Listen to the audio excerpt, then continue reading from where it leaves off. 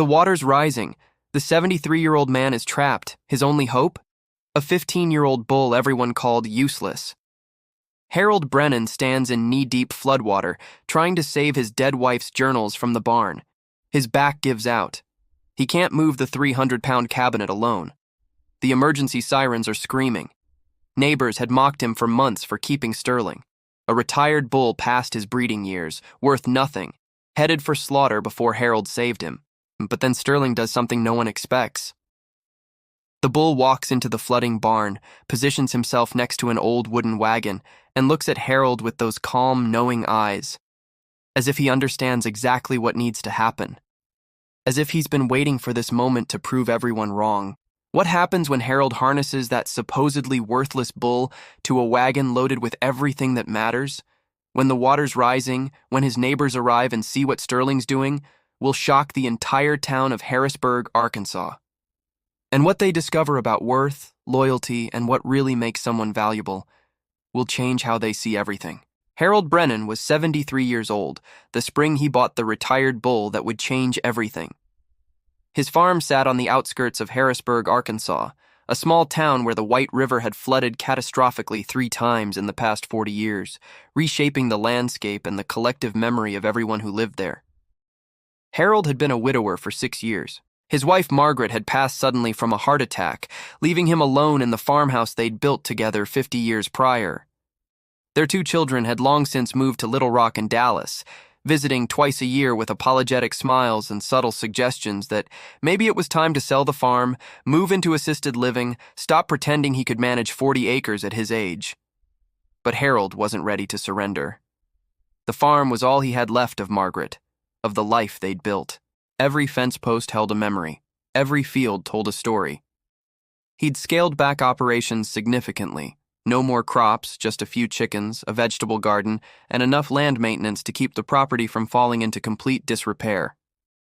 Which is why, when Walter Price from the cattle auction called about a bull nobody wanted, Harold made a decision that would define his final years. "Harold, I got a situation," Walter had said over the phone. "Bull named Sterling, 15 years old. Used to be a breeding bull at Riverside Ranch, but he's past his prime. Owner died, estate's liquidating, and nobody's bidding. He's going to slaughter tomorrow if I can't find him a home. Thought of you." "Walter, I'm 73. What am I going to do with a 15-year-old bull?" "I don't know, Harold, but he's a good animal. Gentle as they come. Just old, like us." Walter paused. $200. That's all I'm asking. Save him from the bolt gun. Harold drove to the auction yard that afternoon.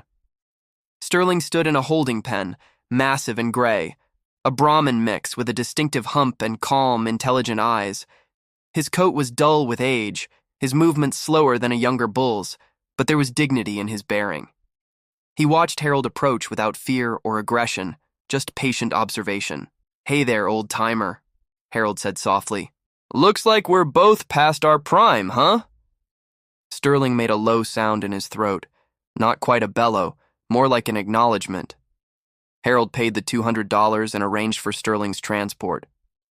When the bull arrived at his farm 2 days later, unloading into the spacious paddock Harold had prepared, something shifted in the old man's daily routine. For the first time in 6 years, he had a reason to get up early, to check on another living being, to feel needed, but the town of Harrisburg didn't see it that way. At the Riverside General Store, where locals gathered for coffee and gossip, the ridicule began almost immediately. "Heard old Harold bought himself a used-up bull," said Kenny Chambers, a younger farmer who ran a profitable cattle operation. "What's he going to do with that? Can't breed, can't sell for meat at that age. Just another mouth to feed." "Waste of money," agreed Tom Hawkins, the hardware store owner. "That bull's as useless as Harold's trying not to be. 2 old relics pretending they still matter." Even Harold's neighbor, Janet Pierce, a woman in her 60s who'd always been cordial, couldn't hide her concern, though hers came wrapped in pity rather than mockery. "Harold, honey, I worry about you," she said one afternoon when she brought over a casserole. "That bull's enormous. What if he gets aggressive? What if you get hurt out there alone?" "Sterling's gentle, Janet, and he's good company." "Company?" She looked genuinely confused. "Harold, he's livestock. maybe it's time to think about that assisted living facility your daughter mentioned. You can't keep doing this alone." But Harold wasn't alone anymore. He had Sterling. Every morning he'd walk to the paddock with a bucket of feed, and Sterling would approach with unhurried steps, greeting him with that same low, acknowledging sound. Harold found himself talking to the bull about Margaret, about his children's disappointment in him, about the fear of being useless that kept him awake at night. Sterling listened, and somehow that was enough. 3 months after Sterling's arrival, the spring rains began. Arkansas springs were unpredictable, sometimes gentle, sometimes violent. The Weather Service had been tracking a severe storm system moving east from Oklahoma, warning of potential flooding along the White River Basin. Harold had lived through floods before. He knew the drill: move valuables to the second floor, secure the animals, prepare for high water. But this year felt different. The meteorologists' voices on the radio carried an urgency he recognized from 1982, when the water had risen 12 feet and taken 3 lives in Harrisburg. On the evening of April 14th, the rain started. Not gentle spring showers, but sheets of water that hammered the roof and turned the driveway into a river within hours. Harold stood at his kitchen window, watching the lightning illuminate his flooded fields, feeling the old fear rising in his chest. By midnight, the emergency sirens were wailing. The volunteer fire department drove through town with megaphones. Mandatory evacuation. White River at critical levels. All residents in flood zones must evacuate immediately. Harold grabbed his emergency bag. Documents, photos, Margaret's jewelry, medications. But as he moved to leave, he remembered something that made his blood run cold. The barn. In the back corner, behind old equipment, was a locked metal cabinet. Inside that cabinet were the only copies of Margaret's handwritten journals. 40 years of her thoughts, memories, dreams. She'd kept them private, making Harold promise he'd never throw them away, but also never read them until after she was gone. In his grief, he'd locked them in that cabinet and tried to forget they existed. Until now. Until the thought of losing them, the last intimate pieces of Margaret he'd never accessed, became unbearable. He grabbed his flashlight and ran to the barn through ankle-deep water that was rising by the minute. The cabinet was exactly where he'd left it, but it was heavy, solid steel, requiring 2 people to move under normal circumstances. And the water was already seeping into the barn, pooling around his boots. Harold tried to drag it. His 73-year-old back screamed in protest. He got it maybe 3 feet before his strength gave out completely. Breathing hard, he leaned against the cabinet, accepting defeat. The journals would be lost, like everything else. Then he heard it, hooves on wet ground. He turned to see Sterling standing at the barn entrance, his massive frame silhouetted against the lightning-lit sky.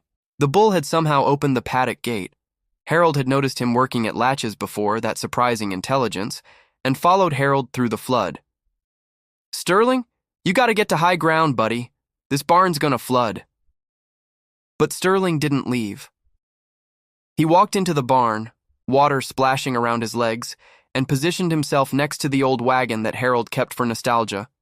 A wooden flatbed wagon his grandfather had used, still functional but rarely employed.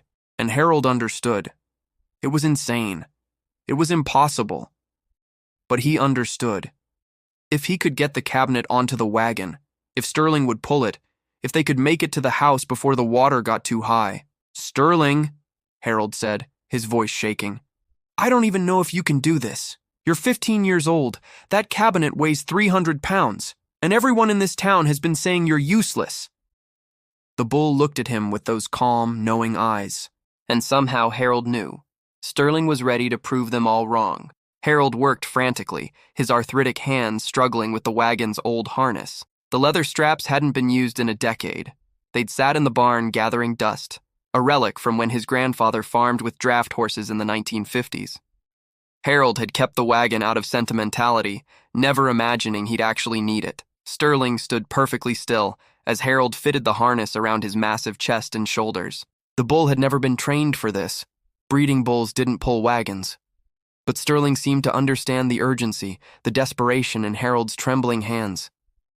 "I don't know if this'll even work," Harold muttered, tightening buckles with fingers that barely cooperated. "You're a bull, not a draft horse. This harness probably doesn't even fit right." But Sterling remained calm, patient, letting Harold adjust and readjust until the straps seemed secure enough. Outside, the rain hammered even harder. Through the barn doors, Harold could see water creeping up the slight incline toward the building. They had minutes, not hours. With tremendous effort, Harold managed to lever the metal cabinet onto the wagon bed, using a crowbar and several wooden planks as a ramp. His back screamed. His heart pounded dangerously. But Margaret's journals were now on the wagon, and Sterling was harnessed. "Okay, boy, I need you to pull, just like the old work bulls used to do. Can you understand me?" Sterling snorted, his breath visible in the cold, rain-soaked air. Then, without Harold giving any command, the bull began to walk forward. The harness tightened. The wagon wheels, ancient and wooden, creaked in protest. For a terrifying moment, nothing happened. Then the wagon moved. Inch by inch, Sterling pulled 300 pounds of cabinet plus the wagon's own weight out of the barn into the flooded yard. Harold's breath caught. "You're doing it. You're actually doing it." But the celebration was premature. The distance from the barn to the house was only about 200 feet, but the water was now mid-calf deep and rising fast. The ground had turned to thick, sucking mud that made every step a battle. Sterling strained against the harness, his muscles bunching and releasing, his hooves fighting for purchase in the liquefied earth. Harold waited beside him, one hand on Sterling's shoulder, feeling the immense effort the old bull was expending. "Come on, boy. You can do this. We're gonna make it." Lightning cracked overhead, illuminating the surreal scene. A 73-year-old man and a 15-year-old bull struggling through rising floodwater in the middle of the night, pulling a wagon loaded with the memories of a woman 6 years dead. They'd made it maybe 50 feet when Sterling stopped. His sides heaved. His front left leg buckled slightly. Harold's heart dropped. "Sterling, you okay?" The bull's head lowered. For a horrible moment, Harold thought Sterling was giving up, that the effort was too much for his aged body. Panic surged through him. "No, no, no. Sterling, please, I can't do this without you." But Sterling wasn't collapsing. He was repositioning, digging his hooves deeper into the mud, finding better footing. After 10 seconds of adjustment, he began pulling again, slower than before but steadier, more determined. Harold felt tears mixing with the rain on his face. This animal, this supposedly useless, retired, mocked creature, was giving everything he had to help a desperate old man save paper and ink that meant nothing to anyone but Harold. They were 100 feet from the house when Harold heard voices shouting over the storm. "Harold! Harold Brennan!" He turned to see flashlights cutting through the rain. 3 figures were wading toward him: Kenny Chambers, Tom Hawkins, and Janet Pierce. They'd been part of the evacuation patrol, checking that everyone had left safely. "Harold, what the hell are you doing?" Kenny yelled. "You were supposed to evacuate an hour ago." "I had to get something from the barn," Harold shouted back. Tom reached them first, his flashlight illuminating the bizarre scene: the wagon, the cabinet, the harnessed bull. "Jesus Christ, Harold, is that Sterling pulling a wagon?" "He's helping me save Margaret's journals." "Journals?" Kenny looked incredulous. "You risked your life for journals, and you're making that old bull Harold. This is insane." But Janet was staring at Sterling with an expression Harold had never seen on her face, something between awe and shame. The bull had paused when the humans arrived, breathing hard, waiting to see if Harold needed him to continue. "Look at him," Janet said quietly. "Look at what he's doing." Sterling's muscles trembled with exhaustion. His coat was slick with rain and sweat. But his eyes remained fixed on Harold, waiting for direction, ready to keep going despite the obvious toll it was taking on his aged body. "We've been calling him useless," Tom said, his voice barely audible over the storm. "We've been calling Harold foolish for keeping him." "Get on the other side of the wagon," Harold commanded, his voice suddenly stronger than it had been in years. "If you're here, help us push. Sterling's doing the pulling, but we can make it easier on him." For a moment, the 3 neighbors just stood there, shocked into stillness by the authority in Harold's voice. Then, without another word, they positioned themselves around the wagon. Kenny and Tom pushed from behind. Janet guided from the side. "Okay, Sterling," Harold said, his hand back on the bull's shoulder. "Let's finish this together." Sterling pulled. The humans pushed. The wagon moved faster through the rising water, 50 more feet, then 30, then 20. The floodwater was now knee-deep, swirling with debris, but they were almost there. When they finally reached the porch steps, Harold's legs nearly gave out. Sterling stopped, his body shaking with exhaustion, head lowered almost to the ground. The three neighbors helped Harold maneuver the cabinet up the steps and through the door to safety. Only then did Harold unhitch Sterling, his hands gentle on the soaked leather straps. "You did it, boy. You saved her journals. You saved what matters most." Sterling lifted his head one more time, looking at Harold with those calm, knowing eyes. Then, with the last of his strength, he followed Harold up the porch steps, something no bull should attempt but Sterling managed, and collapsed just inside the doorway, his massive body blocking out the storm. The 5 humans and 1 exhausted bull waited there together as the floodwater rose around the house, surrounding them but not quite reaching the elevated foundation. Through the long night, they didn't speak much. They didn't need to, because everyone in that room now understood what Harold had known for 3 months. Sterling wasn't useless. He'd never been useless. They'd just been measuring the wrong things. By dawn, the rain had stopped. The White River had crested at 11 feet. Devastating, but not as catastrophic as predicted. Harold's house, built on one of the higher foundations in the area after the 1982 flood, had been spared major damage. Water had reached the bottom porch step, but no further. Sterling lay in Harold's living room, an absurd sight, a 2,000-pound bull resting on hardwood floors surrounded by Margaret's furniture. Harold had covered him with every blanket he owned, checking his breathing, his temperature, watching for signs of injury or exhaustion-induced collapse. Kenny, Tom, and Janet had stayed through the night, as sunlight filtered through the windows, illuminating the still flooded landscape outside. They sat in Margaret's old chairs drinking instant coffee and staring at the bull who'd proven them all wrong.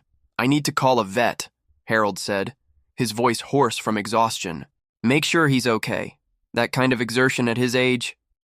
"Dr. Peterson's probably overwhelmed with flood calls," Janet said, "but I'll try her emergency line." Tom stood, walking over to where Sterling lay. The bull's eyes were open, watching the humans with that same patient awareness. "Harold, I owe you an apology. Actually, I owe Sterling an apology." "We all do," Kenny added quietly. "We've been cruel, calling him useless, calling you foolish for keeping him. But watching him last night," he shook his head. "I've worked with cattle my whole life. I've never seen anything like that. The determination, the intelligence to understand what you needed, the sheer willpower to keep going when most animals would have quit." Harold sat on the floor next to Sterling's massive head, his hand resting on the bull's neck. People keep measuring worth by productivity, by profit, by whether something can make money or serve a purpose they understand. Sterling couldn't breed anymore, so they called him worthless. I'm 73 and slowing down, so my kids think I'm past useful. His voice cracked. But worth isn't about what you can produce. It's about what you can give when it matters most. Dr. Emily Peterson arrived 2 hours later, wading through receding floodwater to reach Harold's house. She was in her 40s, a large animal veterinarian who'd seen the aftermath of every flood, fire, and disaster that had hit Harrisburg in the past 15 years. "Harold, when they told me you had a bull in your living room, I thought they were joking." She knelt beside Sterling, running expert hands over his body, checking his vitals, looking for injuries. "How is he?" Harold asked, fear evident in his voice. Emily worked in silence for several minutes, her examination thorough. Finally, she sat back. "He's exhausted, dehydrated. His muscles are strained, and he's got some minor abrasions from the harness. But Harold, for a 15-year-old bull who just pulled 300 pounds through a flood?" She looked at Harold with respect. "He's remarkably strong. His heart's good. His breathing's clearing up. With rest and proper care, he should recover fully." Relief flooded through Harold so intensely he had to steady himself against the wall. "But I have questions," Emily continued. "How did you train him to pull a wagon?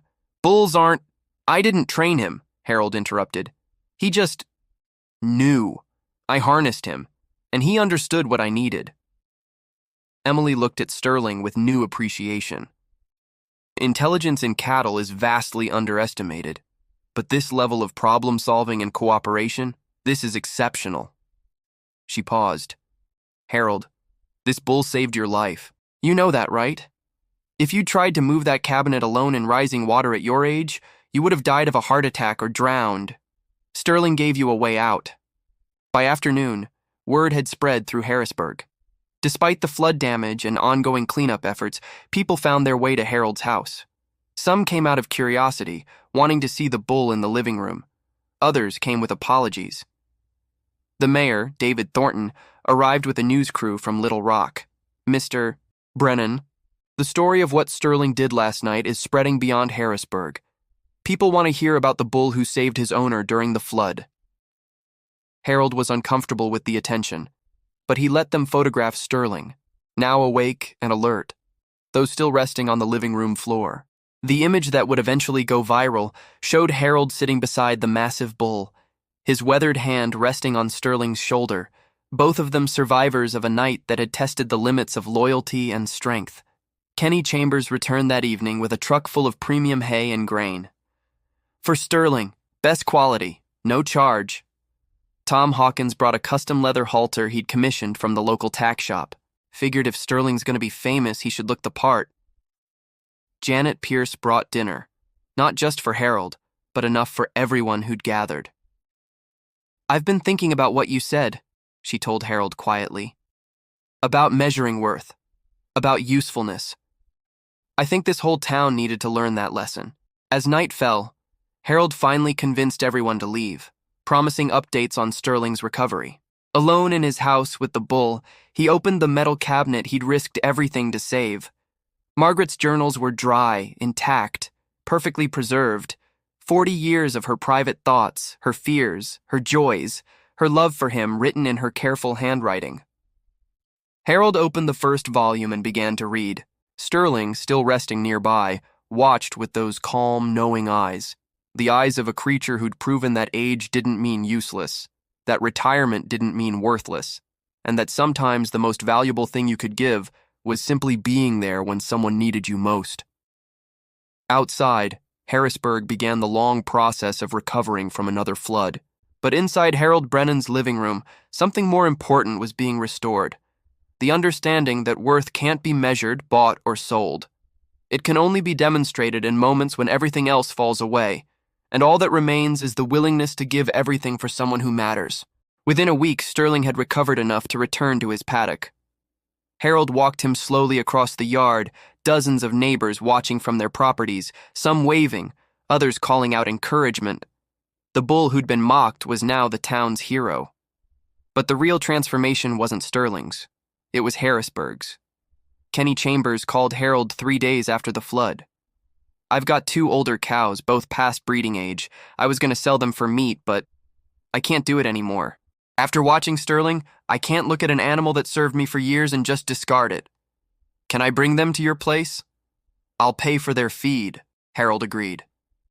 Within 2 weeks, his modest farm had become an unofficial sanctuary. Tom Hawkins brought an old plow horse named Duke, 23 years old and arthritic. Janet Pierce convinced a dairy farmer to donate 3 cows past productive years rather than send them to slaughter. "Sterling started something," Emily Peterson told Harold during a checkup. "People are rethinking how they treat animals when they're no longer profitable. That's significant." The story spread beyond Arkansas. News outlets ran features about the retired bull who saved his owner from a flood. Animal welfare organizations cited Sterling as proof of bovine intelligence. Agricultural colleges invited Harold to speak about livestock ethics. But Harold remained humble. "Sterling didn't do anything extraordinary," he told reporters. "He just helped someone who needed him. That's what any good friend would do." 6 months after the flood, Harold's children visited, not with assisted living suggestions, but with apologies. "Dad, we were wrong," his daughter Lisa said, watching Sterling graze. "We thought you were stubborn, holding on to the past. But you were teaching us about dignity, about worth beyond utility." Harold's son Michael brought his grandchildren, who'd begged to meet Grandpa's hero bull. Sterling tolerated their gentle pats with patient grace, understanding these small humans meant no harm. The local news returned to do a follow-up story. They filmed Sterling in his paddock, surrounded by the other retired animals Harold had taken in. The reporter asked Harold what he'd learned from the experience. "I learned that society throws things away too quickly," Harold said, his hand resting on Sterling's shoulder. "Animals that can't produce anymore, people who've retired, we measure worth by profit and productivity. But Sterling taught this town that real value shows up when everything else is stripped away, when all that's left is character, loyalty, and the willingness to give everything for someone who matters." The camera zoomed in on Sterling's calm, intelligent eyes, the eyes of an animal who'd been called useless, who'd proven an entire community wrong, who'd demonstrated that age and retirement didn't mean the end of purpose. "What happens to Sterling now?" the reporter asked. Harold smiled. "He lives out his days here in peace, surrounded by respect. He's earned that. They all have." As the news crew packed up, Kenny Chambers arrived with another load of premium hay. Tom brought reinforced fencing materials. Janet organized a community fundraiser to help Harold maintain the growing sanctuary. The bull they'd mocked had become the catalyst for something remarkable, a shift in how an entire town understood value, dignity, and what it meant to be useful. And Sterling? He grazed peacefully, unbothered by his fame, content in the knowledge that he'd done what needed doing when it mattered most. Because that's what heroes do. Even heroes with 4 legs and a retirement notice. Sterling lived 6 more years after that flood-soaked night, becoming a beloved fixture in Harrisburg.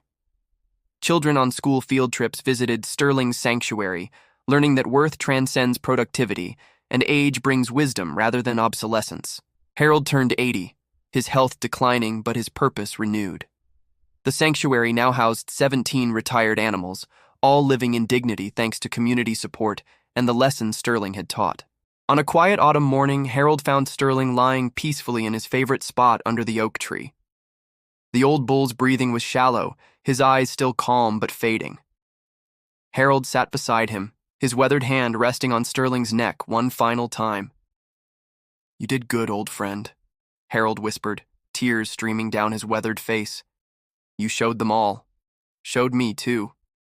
Sterling made that low, acknowledging sound one last time, then closed his eyes. He passed without pain, surrounded by the man who'd saved him from slaughter and the peaceful farm he'd helped transform.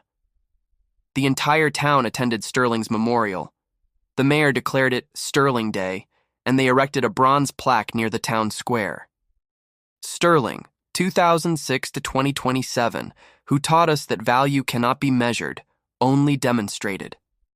Harold lived 4 more years, continuing the sanctuary work until his own peaceful passing at 84. His children didn't sell the farm. Instead, they established it as a permanent nonprofit sanctuary, ensuring Sterling's legacy would continue. Today, Sterling's sanctuary operates across 3 states, providing dignified retirement for hundreds of livestock who've served their purpose in farming but deserve more than slaughter as a reward. Each location has a photo of Sterling pulling that wagon through floodwater, a reminder of the night one supposedly useless bull proved that heroes come in all forms. And in Harrisburg, Arkansas, where the White River still floods periodically, people remember the lesson. Never mock what you don't understand, never discard what served you faithfully, and never underestimate the power of loyalty when everything else washes away. Because sometimes the most valuable creatures are the ones the world calls worthless. And sometimes, saving what matters most requires nothing more than an old man, a retired bull, and the courage to prove everyone wrong. Neighbors mocked him for a retired bull until it pulled his wagon from the flood,